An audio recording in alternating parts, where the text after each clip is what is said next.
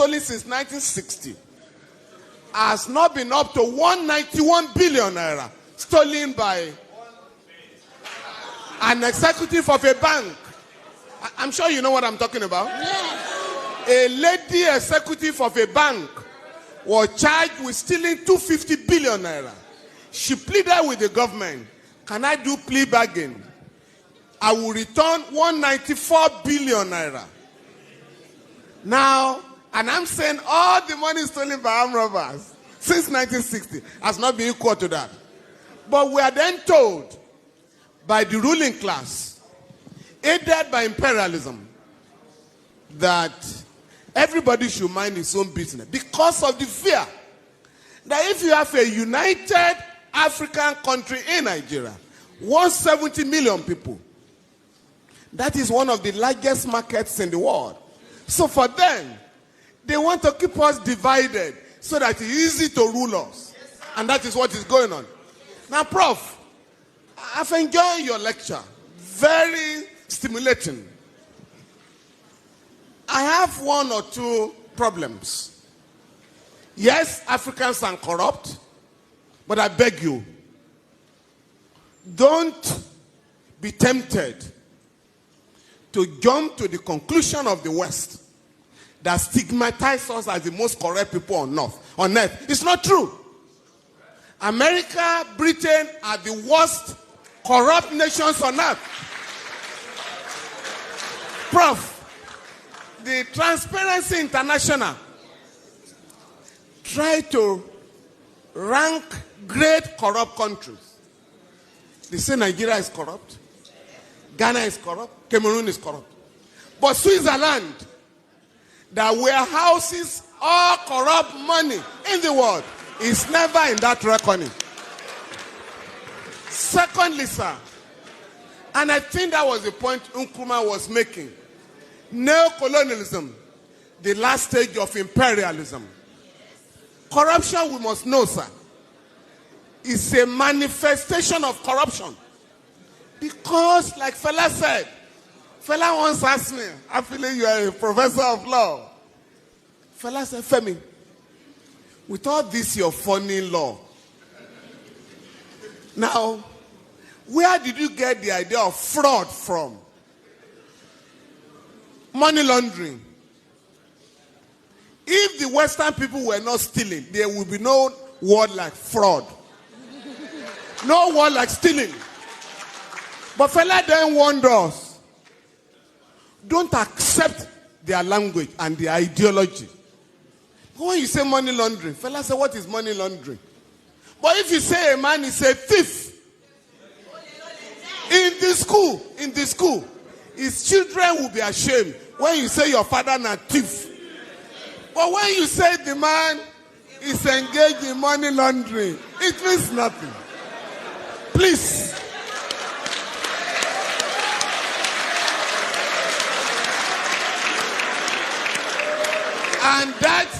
And that was when Fela was reminding us that they get the ruling class. Fela said members of the ruling class have ways of deceiving us.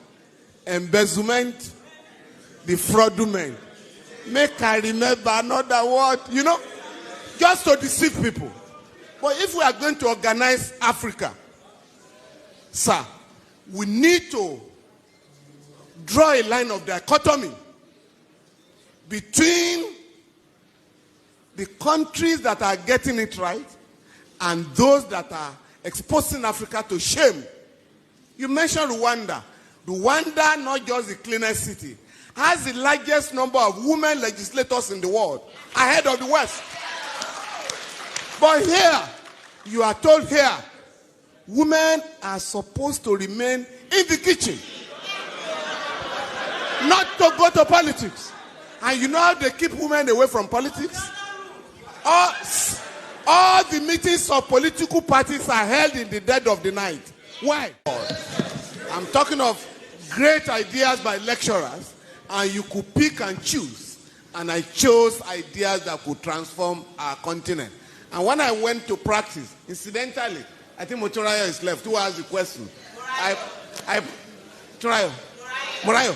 I practiced under our father, the late Alao Akabashorun, and he was an African lawyer, was very close to Nkrumah, Fela and all that.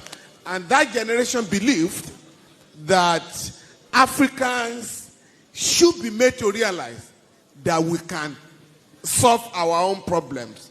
Fela sang about religion, and this is very important, because I was just reading Pastor Adeboye, who has just said that he wants to establish more churches so that everybody can have a church within a walking distance.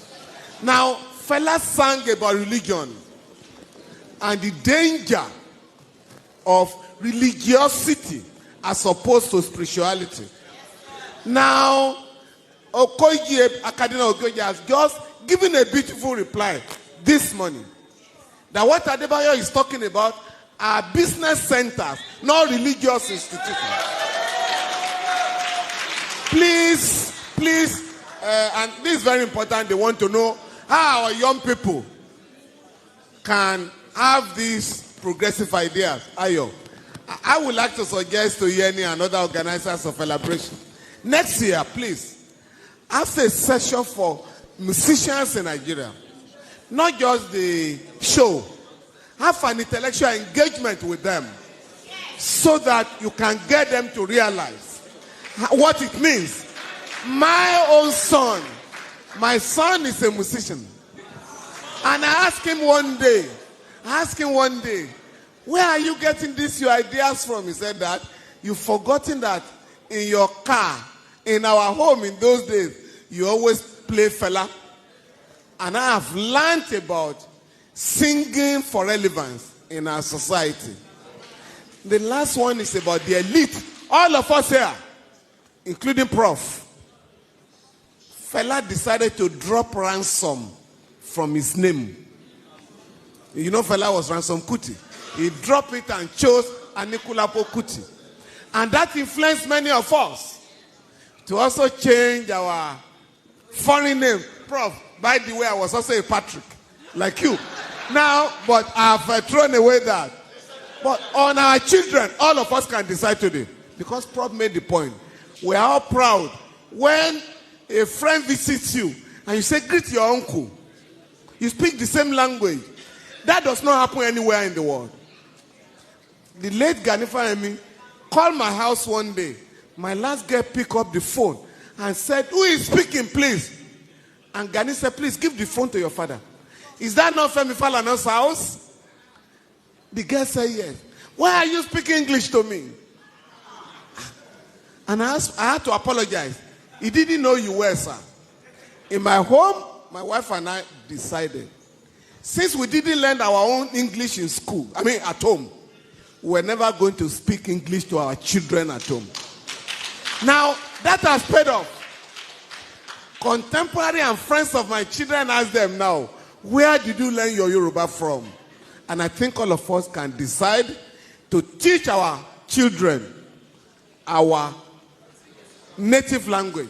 When we were in school, it was prohibited. They call it vernacular. If you spoke Yoruba in my secondary school, you go for